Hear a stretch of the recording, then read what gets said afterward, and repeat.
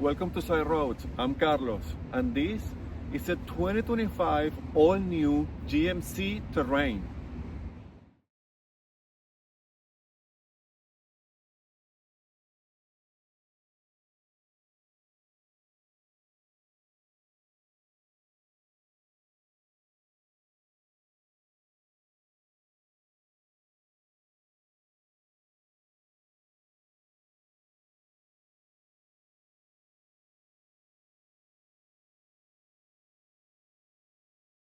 Special thanks to the team at Quantrill, Chevrolet, Buick, GMC, and Cadillac for providing the car for this video.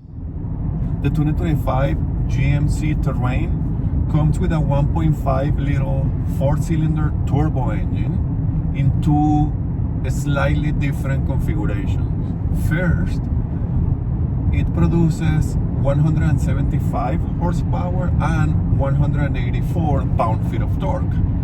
That is based on the front wheel drive, and that front wheel drive engine is paired to a CVT, a continuously variable transmission. Then the second option are the models with all-wheel drive, and then it produces the same 175 horsepower, but a better 203 pound-feet of torque, and of course all-wheel drive. And in this version it is paired to an 8-speed automatic transmission.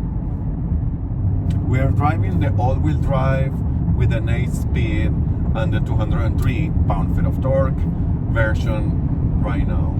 Also interesting, the Terrain is now only offered both in Canada and the US on the elevation model or trim, and then there are few packages that you can then add to the vehicle for convenience and safety and more luxury stuff depending on what you need.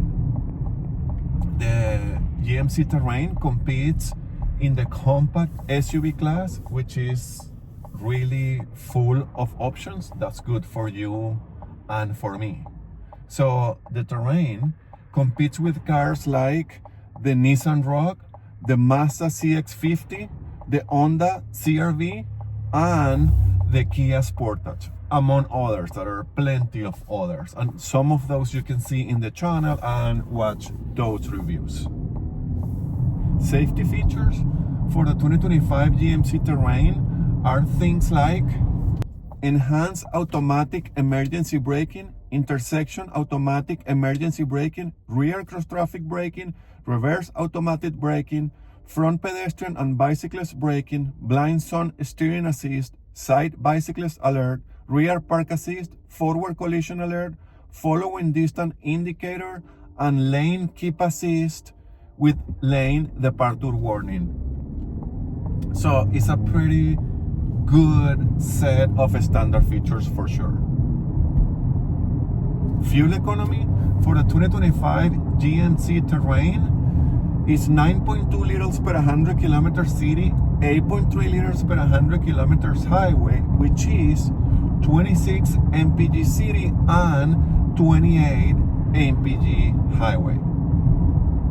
In terms of price, the Terrain starts in Canada around 38,000 Canadian dollars. The top trim or the all-wheel drive trim goes around 40,000 Canadian dollars.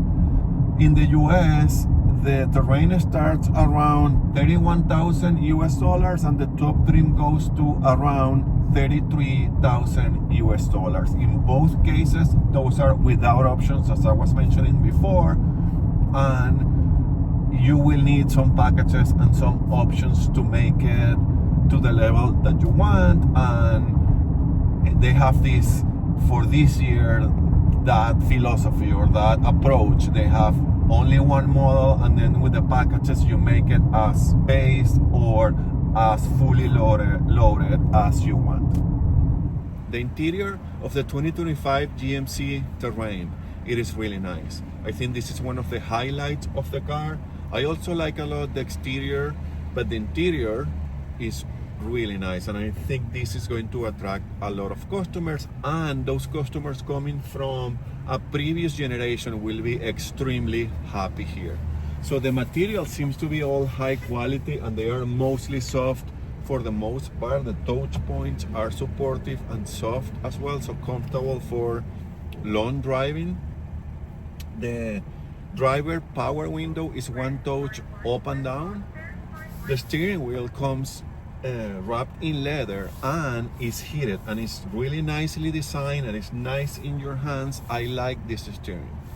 The seats are also heated, and these particular units have fabric seats, and the fabrics are in two different tones, two different patterns, and there is contrast stitching. They are really comfortable, so I like these seats, and I learned to like fabric seats since I live in a cold country and in a cold city. I think these heat up faster than leather seats, at least in my experience. So we have a wireless charging here, 2 cup holder, an extra super handy cubby here, and the center console is huge and have this little tray here. The glove box is on the average size. There are some materials here. There is a little bit of leather with contrast stitching here, with a chrome and an accent piece here that is like silver or something, or dark gray, sorry. It is nice, and the layout and the design is pretty nice. Also, we have an 11 inches digital gauge cluster, which is really nice and clear and crisp and easy to use and easy to read. And there are 3 or some views, so you can configure a little how it's going to show to you. I like it. It has all the information that you need. It's pretty smart. Doesn't have a lot of information that you don't need. So this is good. And then we have a 15 inches vertical oriented infotainment screen. Of course, it's huge, and the icons are big, and you can find them easily and touch them and see them. And the design, the graphic design here is great. So I really like this too. So it comes with Google integration. I think you have to have a subscription with GMC for that, but it's good to have this option. And of course, it's Google Maps, which is great to have in a car. So easy to use, and most people is used to this too. And then you can split the screen and still have the maps and have other information in the bottom that you can also configure what do you want to see. So this screen, on top of being big, is smartly designed and it's practical and very user-friendly. I like this a lot. The air conditioning controls are part of the screen on the bottom here, but you don't have to go through menus, so they are fixed there and easy to use and easy to find. And there are redundant physical buttons here in case you don't want to use the screen, so that is good to have. I also love the design of this. Despite having all these screens, it's not only one screen, so the layout is somehow a traditional layout, which I like, so it's good. And also it's a little bit different from everybody else that is offering screens, so points for GMC to having all the tech and all the modern stuff and all the things that you want in a car, but not just doing it the same way than others. I fit behind myself based on my driving position, which is this one, and I have plenty of leg room, headroom. There is an armrest there with 2 cup holders, and the seats are also comfortable. The trunk is big to my eyes. I think it's competitive with the class. This is what you are going to find in this type of vehicles. I'm sure some will be bigger, some will be smaller, but to me it's plenty. And of course you can fold the seats 60-40 here, so that will give you all the space for cargo that you will ever need. I like this cabin. How is to drive the 2025 GMC Terrain? It is nice in general. It is, let me start with the cabin, really quiet. This cabin, this is good. And I'm now realizing that I say this in most of my videos, which means the industry and the cars are getting better, because most of them, or at least the ones that I have been driving for the channel, they seem to have quiet cabins. So we are winning, all of us, on this. The visibility is great. The windows are big. There is a little window back there between the C and the D pillar. The D pillar is not overly big. There is a little bit of a blind spot there, but that's fine. There is blind spot monitoring and 360 camera here, so that will help you. The mirrors are also big enough for this car. It's good. It's good visibility. The suspension is soft, and I find it really soft. I drove a Equinox from the previous generation, and I didn't find it this floaty and this soft. And it is the same that I found while driving the newer, the 2025 Chevrolet Equinox 2. So I guess that's where Chevrolet is, or GM is going for. This is a sister or a cousin car from that Equinox from Chevrolet. So GMC have done a pretty similar calibration here in terms of the suspension. The brakes are good. I like them. They are very responsive and stop this car no issue. They inspire confidence, so I like that. The steering is also, I wouldn't say super light, but it's light, which is good because it makes the car comfortable and easy to drive and easy to live with. So it's good. I find it okay. It makes it, the whole car is set up for what I'm